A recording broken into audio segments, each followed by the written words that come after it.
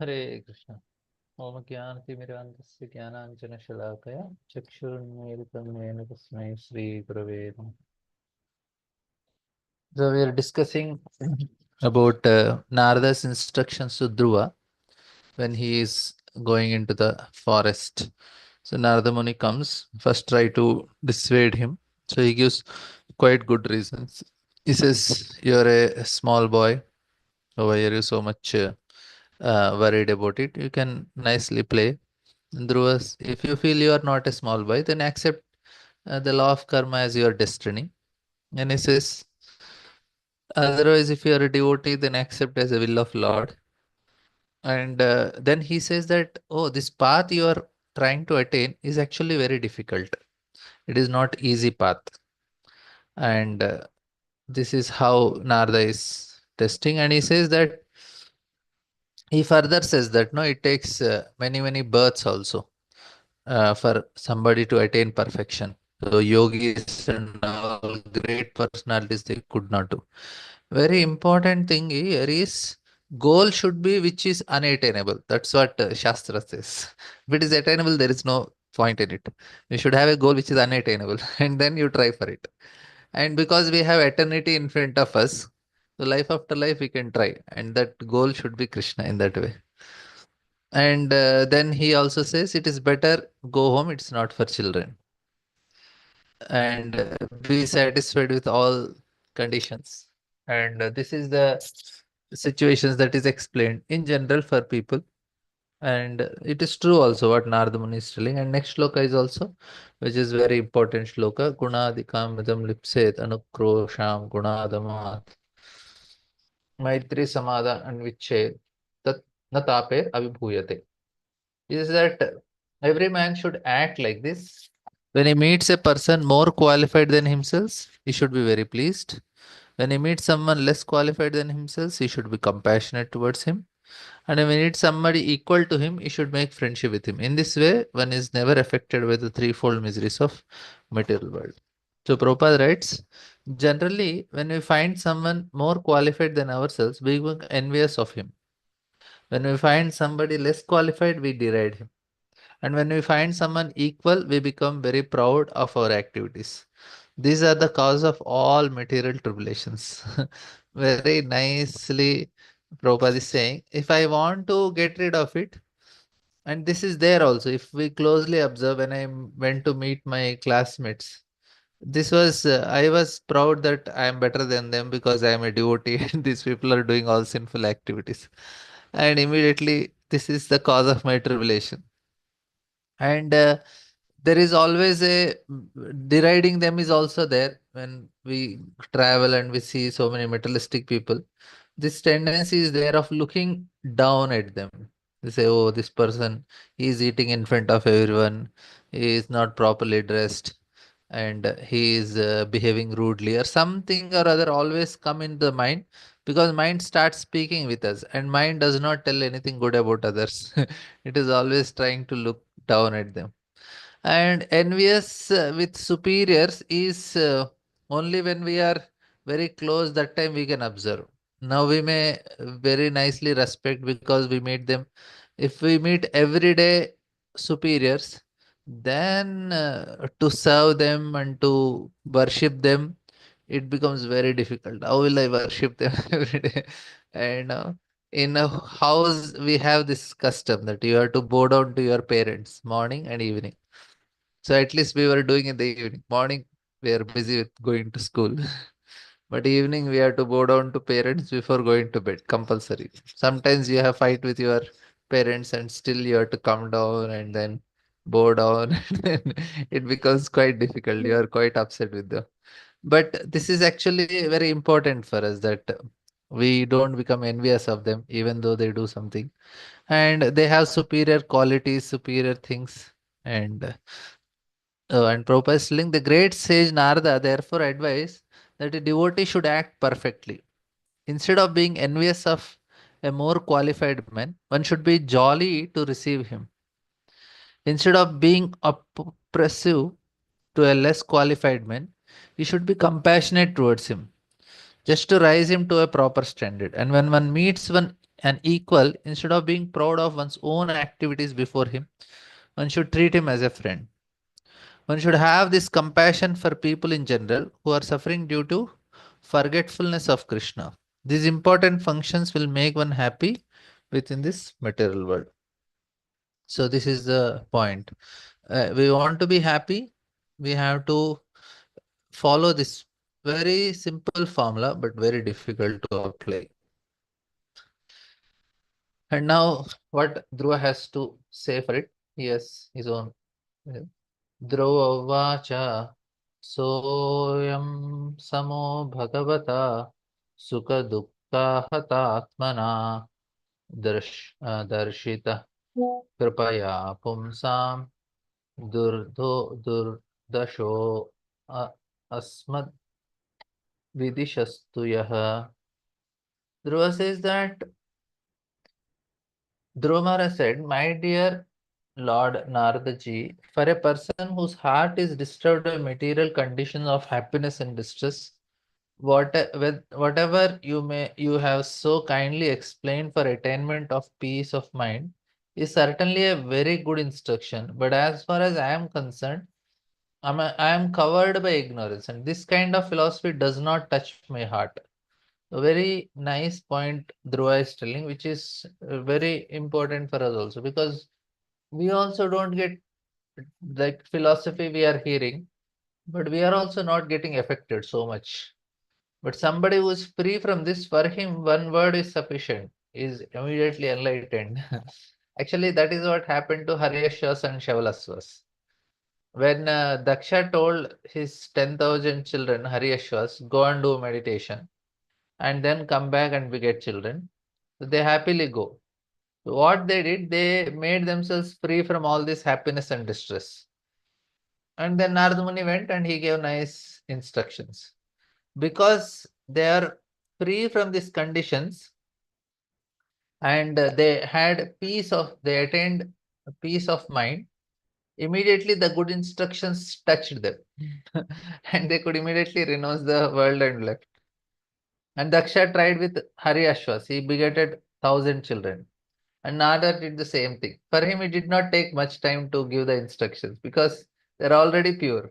You just have to dry grass. You just have to lit a fire and burns like that. Now, what happened then? Daksha thought, if I go on begetting sons, Narada will go on making them sannyasis. And that's why he begetted 60 daughters. And then Narada didn't had any option. I said, okay, let them get married. So the point here is, for us also, to the degree we are, that's why if you see 10% of Bhagavad Gita, Krishna is telling the same thing, tamas titikshasa bharata, matra sparshastu kaunteya sitoshna sukha dukkha. It starts from the beginning. Don't be equipoised, don't get affected by happiness, distress, success, failure, don't get affected. Because to the degree we are becoming unaffected, that means what? Very important, you see, this happiness distress is connected to mind, the emotional part. But Krishna wants us to be in a rational part, buddhi. Dadami buddhi yogam tam. So, so Krishna is telling the buddhi should be awakened. Buddhi is where you are discriminating. You are not in an emotional state. When we are in an emotional trip, extreme emotions, we should not take decisions. We should not, even happiness, extreme happiness also, extreme distress, we should not take decisions because buddhi is not acting. Like children, now they're very emotional. They cannot discriminate. We need to give them some buddhi. For us, that is very important. So Narada is giving buddhi to Dhruva, but Dhruva says, I'm very emotional state. I cannot accept your instruction. We need to awaken to the level of buddhi. It is when we are free from this emotional state, then it is easy to trap buddhi. Now, that is the reason movies or the sports, especially now we have this IPL or soccer or anything, where extreme emotions are displayed. It is not a sign of great advancement. It is a very weak buddhi. The people who are extremely emotional or they're trying to any of these extreme emotional situations is a sign that this person buddhi is not awakened. So and now this reality shows, no? people, they sing or something and people are crying there, and they are so much joyful, sometimes they are crying. This is all illusion. They will never understand spiritual knowledge at that state of mind. They need to get free from this. They should not get affected by it. Then only they can understand this spiritual knowledge. Anyway, this is a big topic. And we have Prabhupada also writes, there are various classes of men. One is one class is called akamis, referring to those who have no material desires. Desires must exist, either material or spiritual. Material desires arise when one satisfies one personal senses. One who is ready to sacrifice anything to satisfy the Supreme Personality of Godhead can be said to have spiritual desires.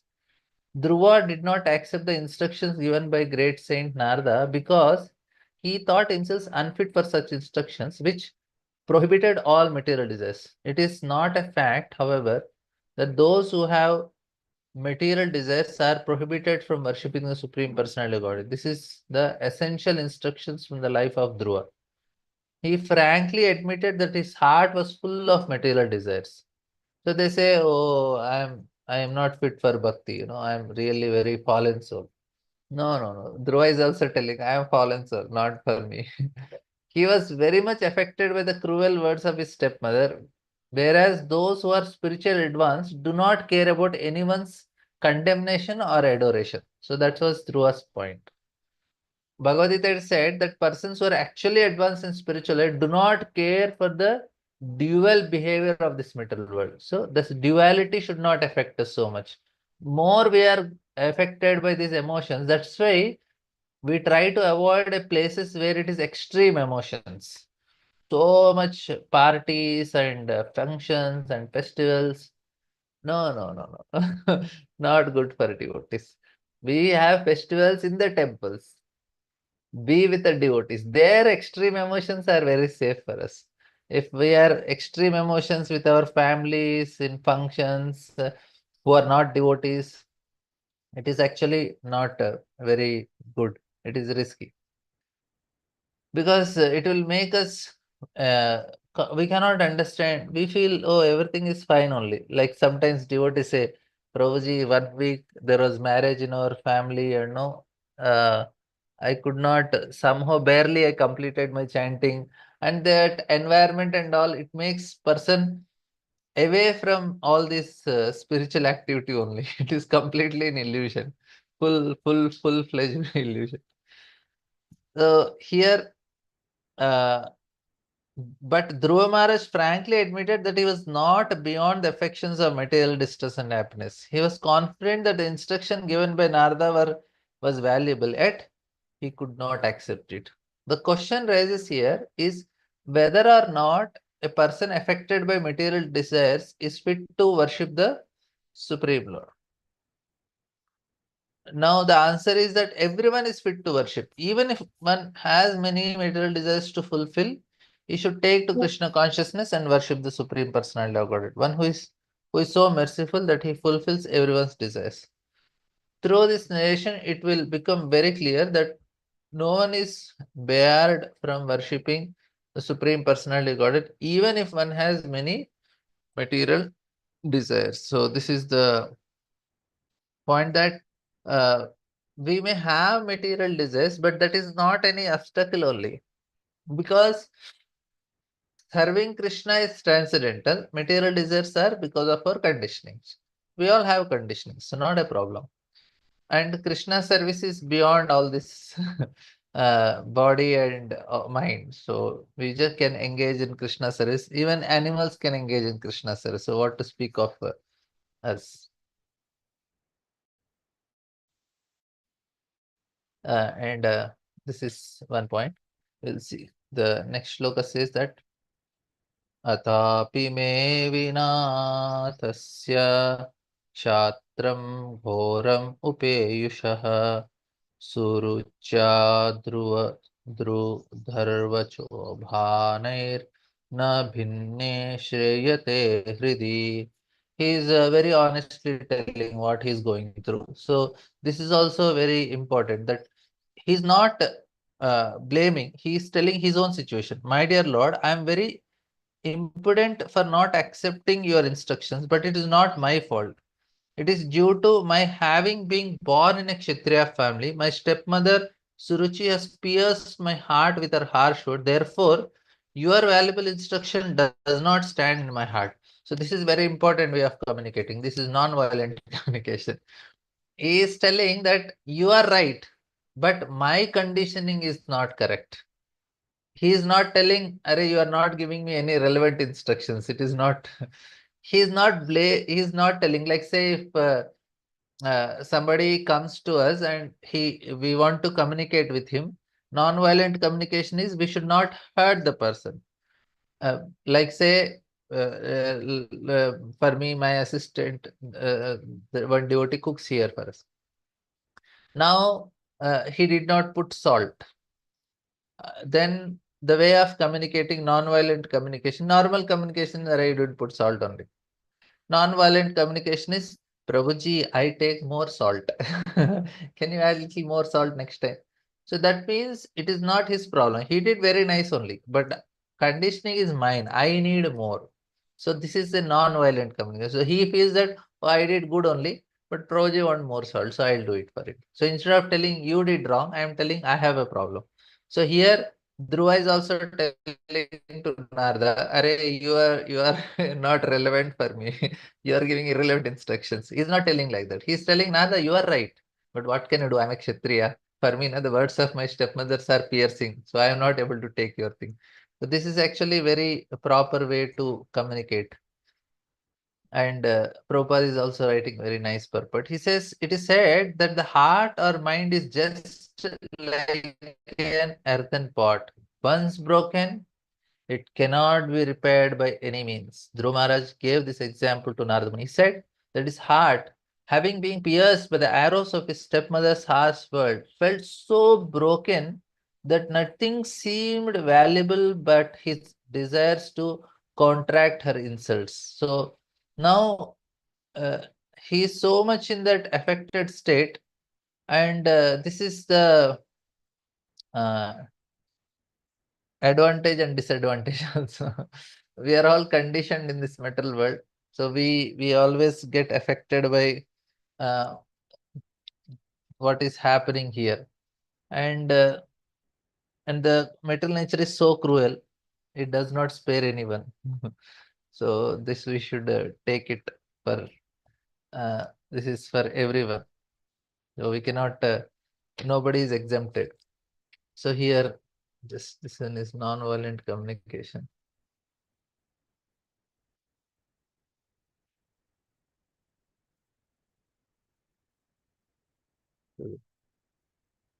And here this heart part is very important. Everybody's heart will break in this metal world. Rest assured, nobody is exempted. Even uh, this is, unless we give our heart to Krishna, our heart will break. Only Krishna can handle our heart.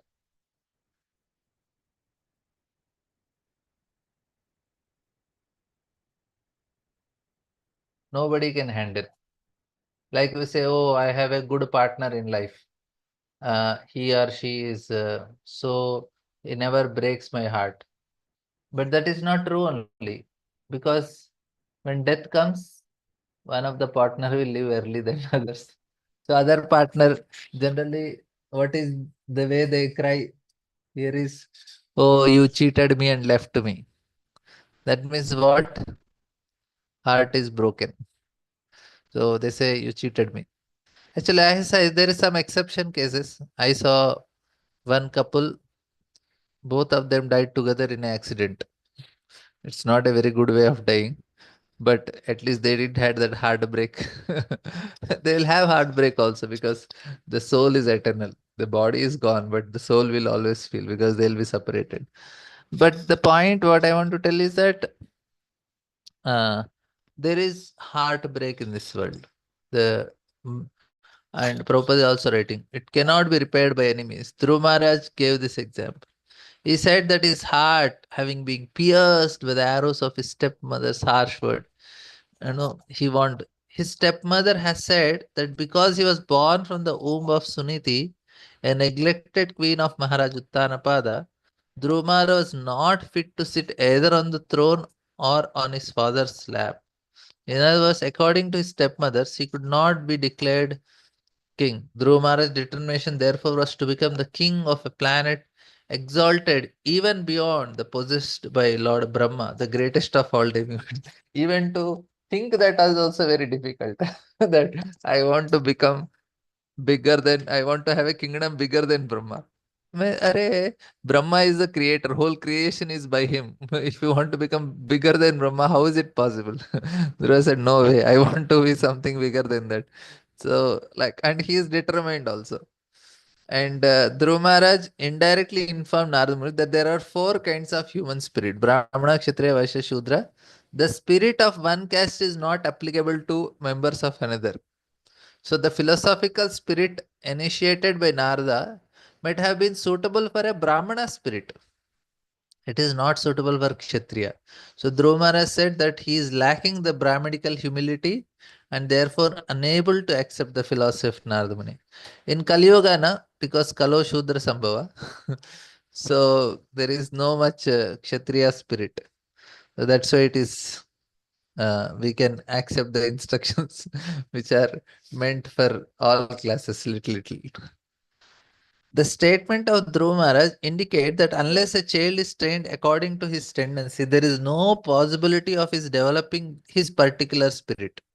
It was the duty of a spiritual master or teacher to observe the psychological movement of a particular boy and thus train him in a particular occupational duty.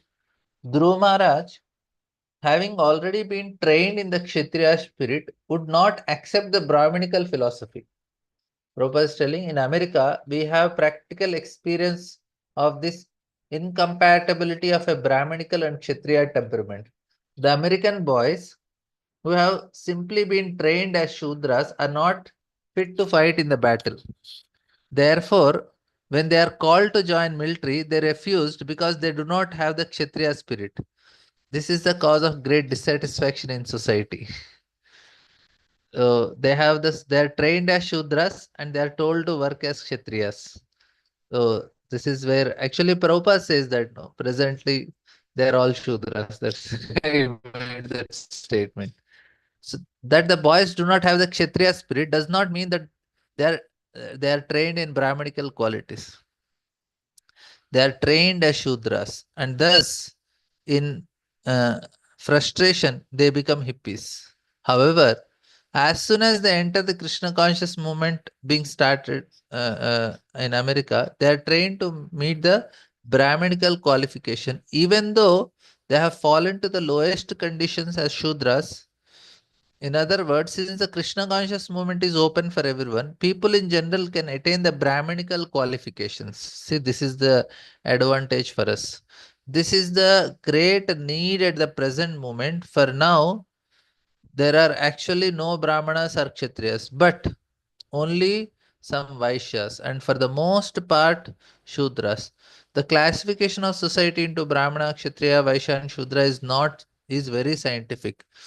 In human social body, the Brahmanas are considered the Kshatriyas, arms, Vaishyas, bellies, Shudras, legs, and therefore, the present moment, the body has legs and belly, but there is no arms and head. Therefore, society is topsy-turvy. It is necessary to re-establish the Brahmanical qualification in order to raise the fallen human society to the highest standard. And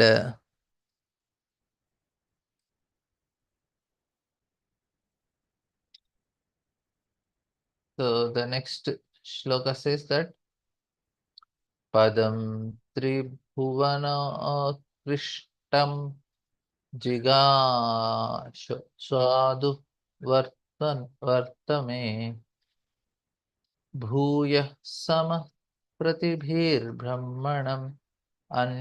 Anyayrapi Anudishtitam.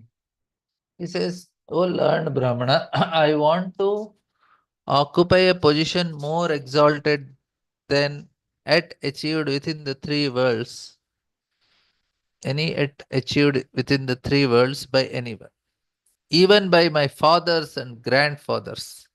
If you will oblige, kindly advise me of an honest path to follow by which I can achieve the great goal of life. Actually, Dhruva is coming in such lineage, so he has that spirit also. It is not easy to get that spirit. His grandfather and father and great grandfather, they are all great personalities. So Dhruva coming like that is also, understandable. And Dhruva refused to accept the Brahminical instructions of Narada. Naturally, the next question would be what sort of instruction he wanted. So even before Narada Muni asked Dhruva, express his heartfelt desire. So this is a very nice way of telling. His father, of course, was the emperor of the entire world, and his grandfather, Lord Brahma, was the creator of universe. Dhruva Maharaj expressed his desire to possess a kingdom better than those of his fathers and grandfathers. He frankly stated that he wanted a kingdom which had no competitor within the three worlds, namely the higher, middle, and lower planetary systems. Actually, Brahma is great grandfather, right? Because Swayambhu Manu Uttanpada. He wanted to take advantage of Narada Muni's presence because he knew very well that if Narada Muni, the greatest devotee of Lord Krishna, would bless him or show him the path, then certainly he would be able to occupy a more exalted position than any person within the three worlds. Thus, he wanted help from Naradaji to achieve that position. Dhruva Maharaj wanted a position greater than that of Brahma. This was practically an impossible proposition. But by pleasing the Supreme Personality of Godhead, a devotee can achieve impossible. So the goal should be impossible. Actually, I wanted to discuss on it. Maybe tomorrow. We have to continue the discussion on mind. I forgot the effect of time on mind. That was our topic. Tomorrow we'll continue. Anyway, this chapter he's going to do the same thing. One particular point mentioned here is that Dhruva Maharaj wanted to occupy an exalted position not by hook or by crook, but by honest means. This is very important. This indicates that if Krishna offered him such a position, then he would accept it. That is the nature of a devotee. He may desire material gain, but he accepts it only if Krishna offers it. Dhruva Maharaj was sorry to refuse the instructions of Narada Muni, therefore requested him to be merciful to him by showing a path which he could fulfill his mind's desires. We all need to fulfill our desires, but this last point is very important. Only Krishna wants. That is the nature of devotee, Prabhupada is telling. So this indicates that if Krishna offered him such a position, then he would accept. So for us, not a problem. We can desire. Desire is not a problem. We should accept what Krishna wants. So ultimately, uh, we accept if Krishna wants. So we want to have it in a very legal way. Anything which Krishna does not want and we are taking it is illegal. Legal means if Krishna is sanctioning, that is legal. Otherwise, it is all illegal. This is Krishna sanctions, it is legal. Right.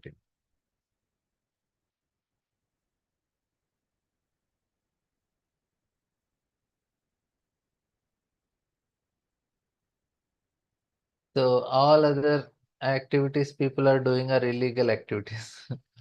Next श्लोक is नूनं भवान् भगवतो यो अंगाजा परमेष्टिनः विदुधन् आते ते वीणां विधाय जगतो अर्कवत्.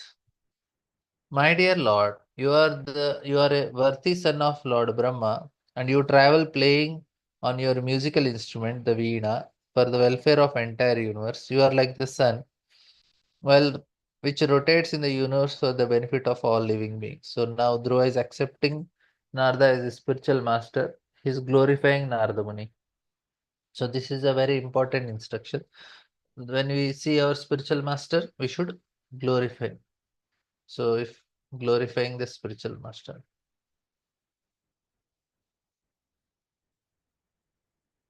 Spiritual master. So when we accept somebody as spiritual master, we should glorify. That is a instruction. If you don't glorify, it's an offense. Dhruva Maharaj, although a child, expressed his hope that he might be offered the benediction of a kingdom which would exceed in opulence through those of his father and grandfather. He also expressed his gladness that he had met such an exalted person as Narada, whose only concern was to illuminate the world like the sun, which rotates all over the universe only for the purpose of benefiting the inhabitants of all planets. Narada Muni travels all over the universe for the sole purpose of performing the best welfare activity for the entire universe by teaching everyone how to become a devotee of Supreme Lord. Thus, Dhruva Maharaj felt fully assured that Narada Muni could fulfill his desire, even though the desire was very extraordinary. And Prabhupada's writing, the example of sun is very significant. The sun is so kind that he distributes his sunshine everywhere without consideration. So Dhruva Maharaj requested Narada Muni to be merciful. He pointed out that Narada travels all over the universe just for the purpose of doing good for all conditions. So that means Dhruva Maharaj knows some philosophy. So he knows about Narada traveling, giving compassion, delivering the conditioned souls. Dhruva knows all these things. That's why he's glorifying. He requests that Narada Muni show his mercy by awarding him the benefit of his particular desire. And very interesting. So, in spite of knowing the philosophy, we act according to our nature only until we get the mercy of Supreme Lord. We will continue to remain in our nature, getting conditioned, and we also speak philosophy, but we do whatever we like. So philosophically we are theistic, but psychologically we are atheistic. That means we act according to our will only, not according to Krishna's will. So he requested that Narada Muni show his mercy by awarding him the benefit of his particular desire. Dhruva Maharaj strongly determined to fulfill his desire, and it was for that purpose that he was left his home and palace. Okay, any questions, comments?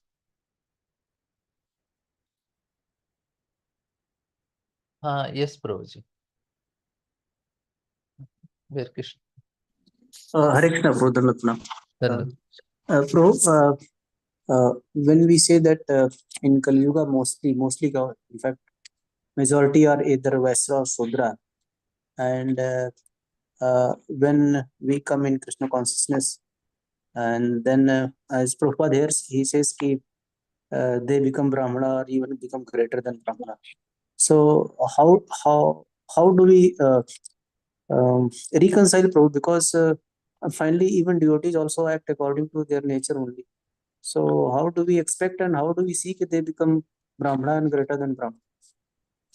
Oh, because they are becoming Vaishnavas. That's why they are greater than Brahmanas also. So this is the advantage. Even Vritrasur was a body in a Asura body, but he's a Vaishnava. So he became greater than sages and great personalities also. If we are directly getting connected to Krishna, whatever material conditions that cannot be accepted only, then you are no more a Shudra. Viprad Vishadgunayuta Aravindanada Padaravinda Vimuka Swapacham Varishta. Swapacham means he's a born in a dog eater family, but he became a devotee. He should be considered exalted than even the Brahmanas who are having all these 12 qualities according to Sanak Sujata.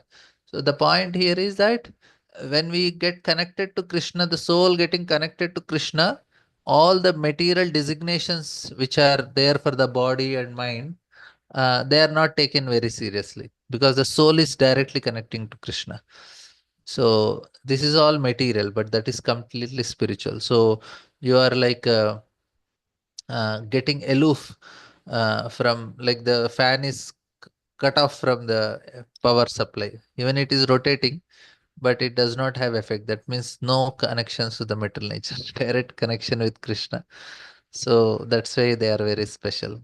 So now for us also, we are more to the degree we are getting connected to Krishna, we are getting purified, like the iron put in the fire. The qualities change. That means we are developing spiritual qualities. So we cannot, we do, that's why we said that Shat Krishna, sorry, what do you say? That drishtve swabhava janiter vapusascha dosher. We don't see the external qualities of a devotee now, because the main qualities is connecting to the soul, is connecting to Supreme Lord. Your understanding. Right, right, right. Thank you, thank you. Hare Krishna. Yes, Gail Mataji. Hare Krishna Prabhu. Um, you were saying that, what we're all doing, sadhakas, we are like feasting on the philosophy, but then we do whatever we want, you know. So you remember at that point what the point you were making there? Philosophically atheistic, psychologically sorry, philosophically theistic, psychologically atheistic. Mm-hmm.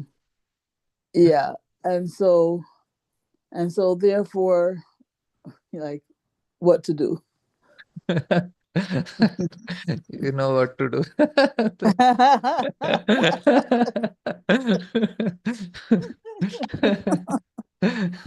We are all doing the same thing. Oh.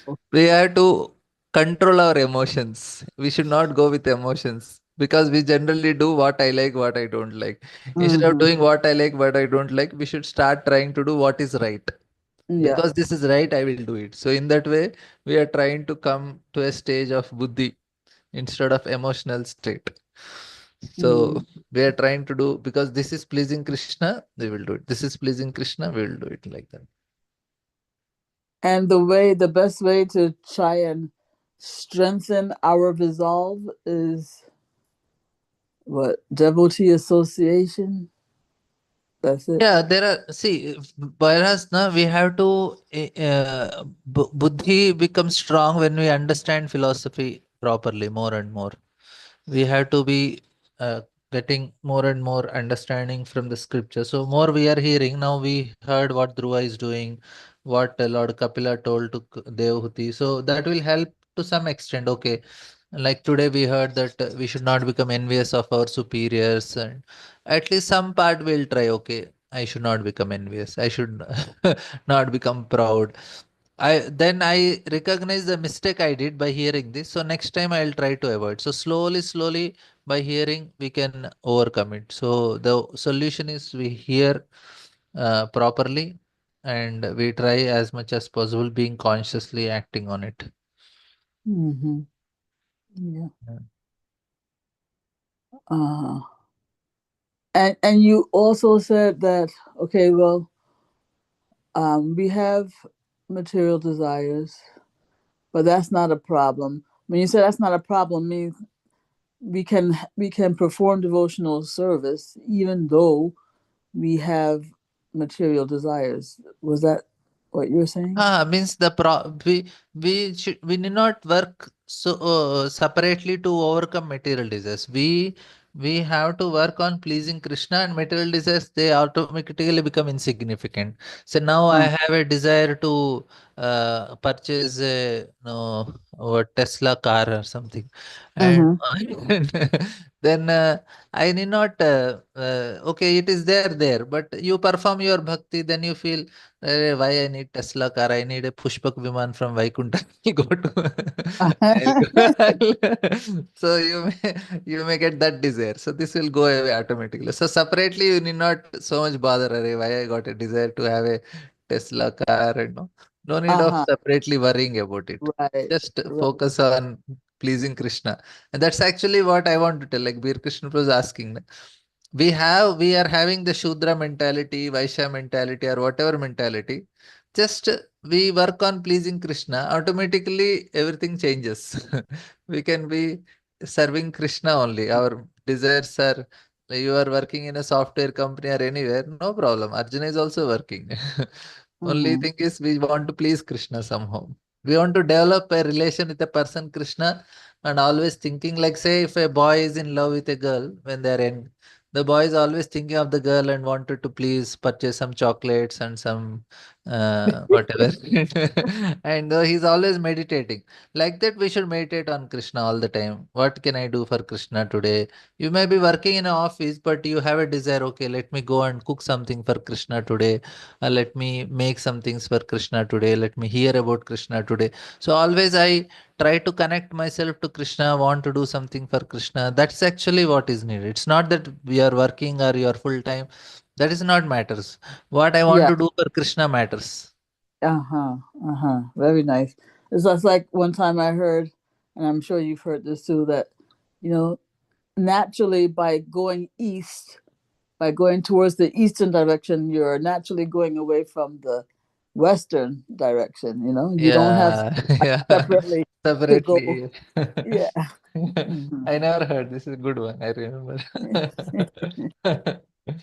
Yeah. Yeah, Prabhu, and also that the fact that as Vaishnavas we go beyond, let's say, even Brahmana, but when we say that, what we mean is that in terms of, because Brahman is still material designation, right? Yeah. And so if a Vaishnav, um, because he at least theoretically does not identify himself as the body, right? Yeah. Um, he's identifying himself as a servant of Krishna. Yeah. So for that reason, he is progressing towards um, liberation from the body, and establishing himself in his relationship with Krishna. Whereas a Brahmana, at least a Brahmana who identifies as a Brahmana, which is a material designation, that is in itself a material entanglement, no? Yeah. See, main important thing here we understand like what makes a difference between Vaishnava and a Brahmana Yeah. is that Vaishnava is not envious. Uh-huh. Because he is seeing everything in connection to Krishna. He never becomes envious. He does not look anybody down. He may be having a quality of a Shudra. Say, I only can serve. I cannot do any big reading of scriptures. I cannot do big deity worship. I can only do nice cleaning of temple. I will take care of cleaning's job because by nature I am a Shudra. So when I engage that propensity in Krishna's service, I take care of cleaning of nicely all the temple hall, a chapel stand or whatever, ever nicely clean. But I always see everybody in connection to Krishna. I am never envious of anyone. He is a very exalted Vaishnava. Even though you don't have any separate Brahmana qualities, this one quality actually is very important. He's a Vaishnava is not envious. Whereas Brahmanas and all, because they don't see, they also are some part their Brahmana means he's also some extent he's also devotee, but there is always this superiority and other Mm-hmm. things are there where there is some envy and other things. But Mm-hmm. if envy is not there, he's a Vaishnava. Anybody. Because they Mm-hmm. see that connection. So that's why they become more exalted than even the Brahmanas because they identify anywhere, anytime you identify with body, we are envious. That's why Yeah. Dharma Projita Kaitavotra Paramo Nirmatsaranam. They're completely non-envious. Paramo Nirmatsaranam Satam. That's why we understand Krishna. We are not duplicious, we are not envious. Then we can understand Krishna. Yeah. So a person who really just sees everyone as spirit soul, regardless of their particular bodily designation or social standing or whatever, Yeah. that you're saying is Vaishnav. Yeah. He sees everything in relation to Krishna. This everybody is servant of Krishna. He may Yeah. not get that much big realization of soul and other thing, but he has this realization that everything is connected to Krishna. That is sufficient. Uh, I mean, but he will see. For to be Vaishnav, you have to see yourself as servant of Krishna, no? Yeah, yeah, yeah. He Not sees his just. servant and he also sees that others are also connected to Krishna like that. Yeah, yeah. And he sees that everybody, whether they realize it or not, is servant of Krishna. Yeah, That's all he sees. yeah. Okay. Thank you, Prabhu. Hare Krishna. Okay, thank you all very much. ग्रंथराज Shrimad Bhagavatam की जय, श्रील प्रभुपाद की